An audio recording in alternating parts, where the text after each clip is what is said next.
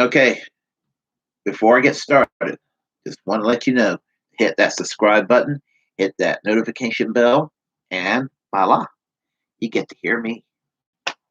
Good morning to you all. I want to talk about a pet peeve of mine.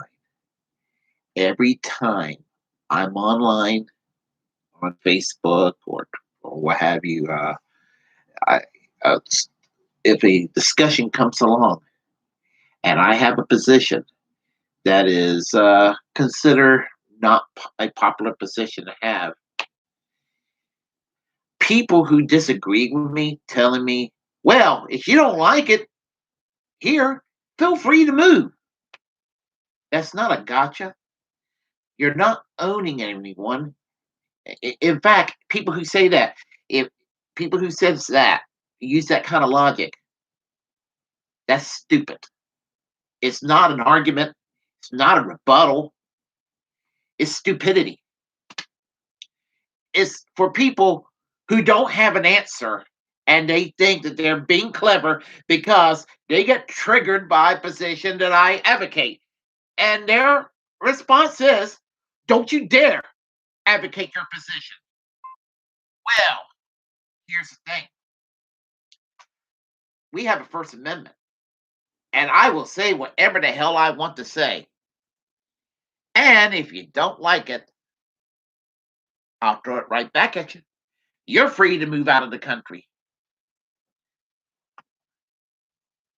It just irks me that uh, people's uh, that's people's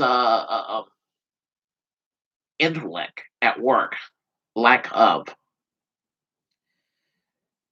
Now, it doesn't matter what issue it is. If I advocate what seems to be not very mainstream American political ideas,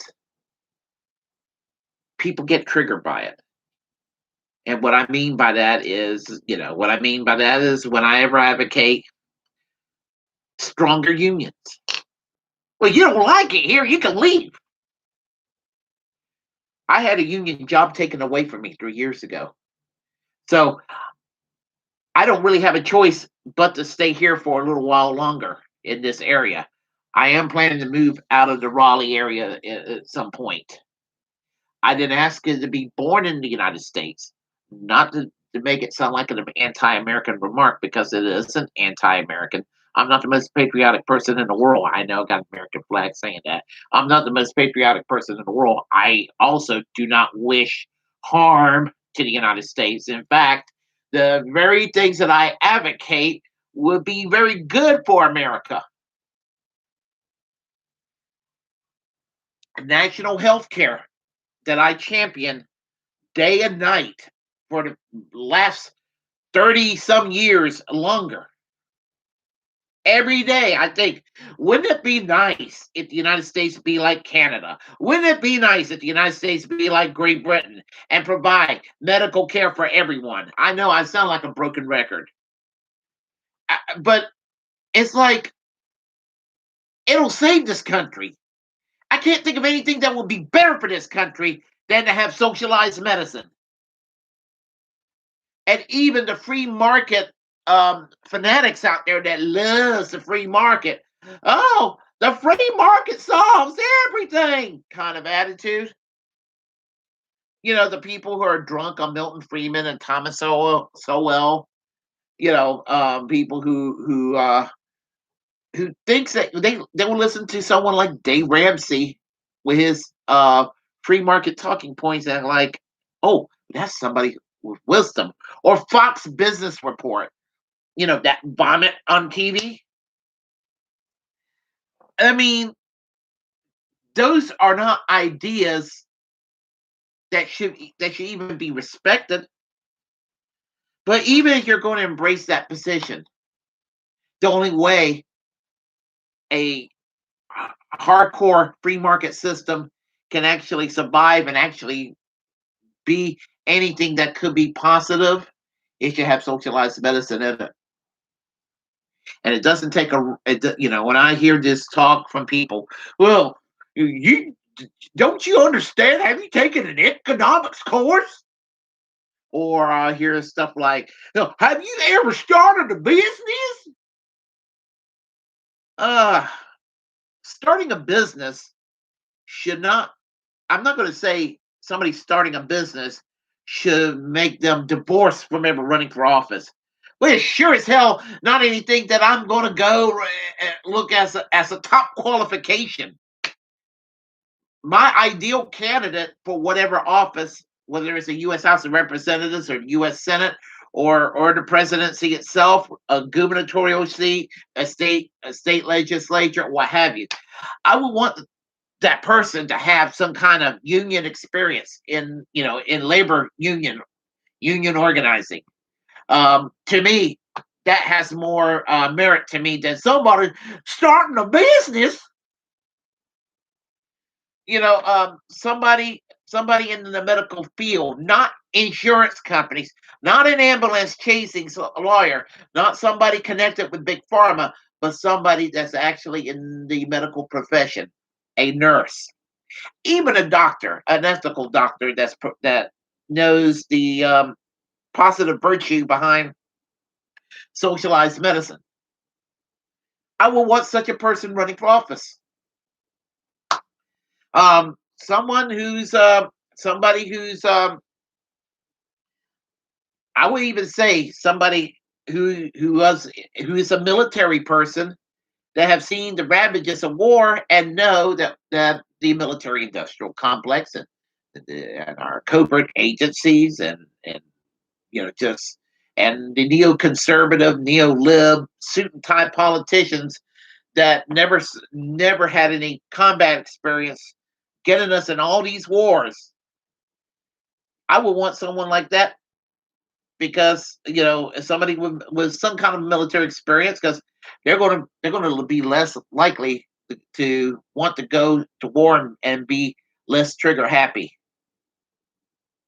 So I mean, just all this talking point. Well, you know, um, if you think that the 35-hour work week in France is so wonderful, why don't you move to France? If you think that socialized medicine is so wonderful in Great Britain, why don't you move to England? Well, here's the thing. Don't think I haven't thought about it because here's the thing. It's expensive to move. I'm kind of here against my will.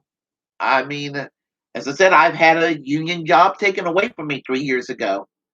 Um, I'm not poor or anything like that. I mean, but I certainly seen the difference between being in a union job and a non-union job, and this is a different. It's night and day. But it just irks me that people want to suppress a conversation about common sense measures that's maybe not very familiar to most Americans, but should be.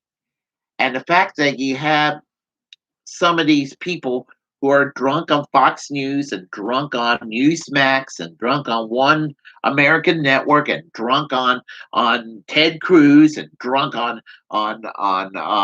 Marjorie Taylor Greene and drunk on Rush Limbaugh, the late Rush Limbaugh, or drunk on Ben Shapiro, or drunk on Candace Owens, or drunk on Mark Levin, or Glenn Beck, or Dave Rubin, or John Stossel for that matter.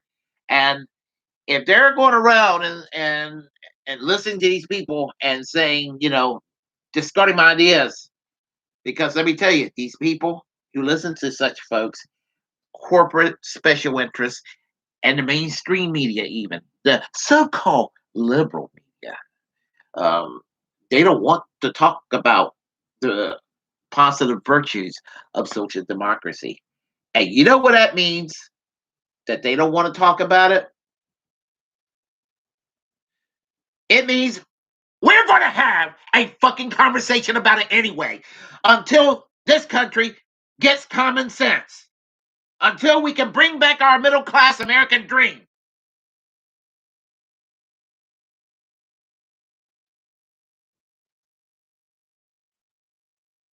I had to let that out, folks.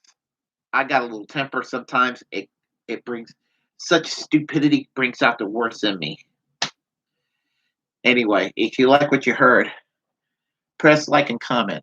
If you disagree, well, tough shit. Comment anyway. Um, Feel free to share the content on this channel. As a First Amendment absolutist, it's my duty to inform you to go ahead and create your own platform and utilize it because we're the muckrakers of our time. And once again, to urge each and every one of you, hit that subscribe button, hit that notification bell, and until next time, I am American Social Democracy. Peace, class struggle yesterday, class struggle today, class struggle tomorrow, and class struggle until we achieve full economic and social justice for all. And I will not be quiet about what I believe.